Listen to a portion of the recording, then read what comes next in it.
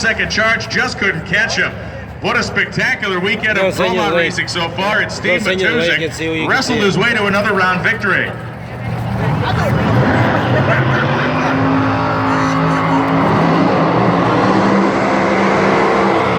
Shot across the racetrack just past 60 feet, and he got a whole big hump of the wall into the side of that machine.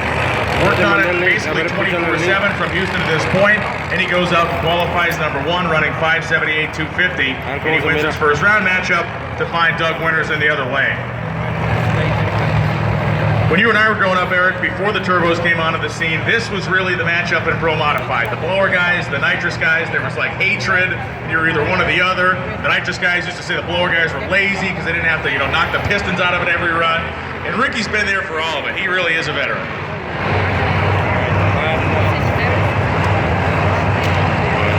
So Doug Winters being led into the pre-stage area by his wife out there. Ricky Smith being led in by, like always, himself over there on the NHRA All Access side. He got 20 seconds. Chad steps away from the car, and the hardest working two-man crew out there gets ready to watch the fruits of their labor in the pits. Does Doug Winters have enough? This track has proved tricky. It has taken all the driver's ability, pretty much every one of these pairs, to determine a winner. Is Ricky Smith gun shy for having touched the wall in Houston? Doug Winters waiting and waiting for Ricky Smith to find the pre-stage beef.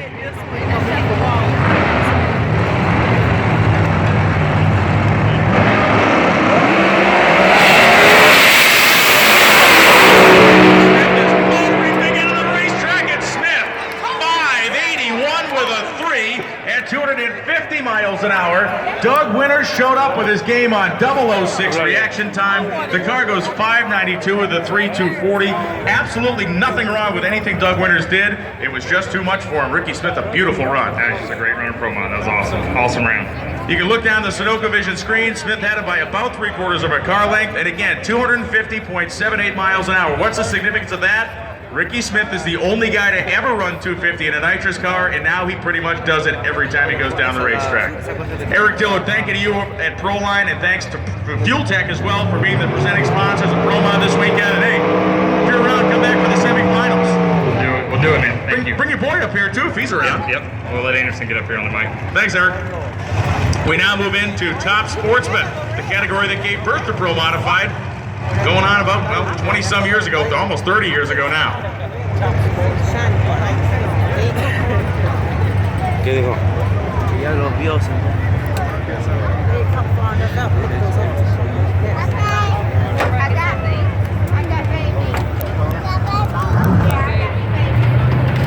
Dylan Stott and Jeffrey Barker coming up now. Barker on the NHRA All Access side of the racetrack. He is the defending national champion. He is dialed at 641. This is handicap style drag racing at over 200 miles an hour, deep into the 6-second zone. Dylan Stott from Columbus, North Carolina, in a 1967 Shelby GT 500 bodied Mustang with a 706 cubic inch nitrous engine in it on the Summit side. Ford versus Chevrolet. Dylan Stott is dialed 661, the 747-incher of Barker. He is hoping it provides enough power to get him down in 6.41 seconds. Stott will have a 2/10 of a second head start, and then Jeffrey Barker will unleash the hounds and try to catch him by the time they get to the quarter-mile finish line. So he gonna let him go? Yes. Both drivers fully staged. The tree's going to come down. There goes Stott.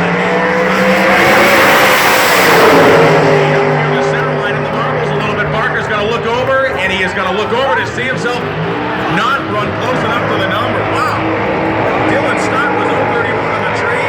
He goes 663 and a 661. Barker, I believe, lifted at the top end. He was off by 5 hun. That car is normally like surgical precision. He had an 013 reaction time, so Dylan Stott drives himself to a round win. The Columbus, North Carolina-based team is not going home quite yet. 708 on the Summit side of the drag strip. And again, it is 632 inches on nitrous for Irby and 706 in the nose of the 1951 Henry J for Jeff Brooks. The 51 Kaiser Henry J was designed as a little commuter car that had a little tiny 4-cylinder flathead engine. It cost about $6 and it got good fuel economy. If you grabbed one of those guys that worked for Kaiser in the 1950s and told them that their body would have been used as a gasser and all the way through the 70s and all different categories, and now as a 200 plus mile an hour top sportsman car, they probably would have had you arrested and thrown in the loony bin. Brooks's car, the Kaiser compressor sponsor machine, is cool. He won English Now with it last year. Out there settles down. Meanwhile, Brooks on a rail, but he can't close the deal. Robert Irby, 7:08.8 on the 7:08 dial-in with an 0:18 reaction time. Wow. Basically an airtight case for himself.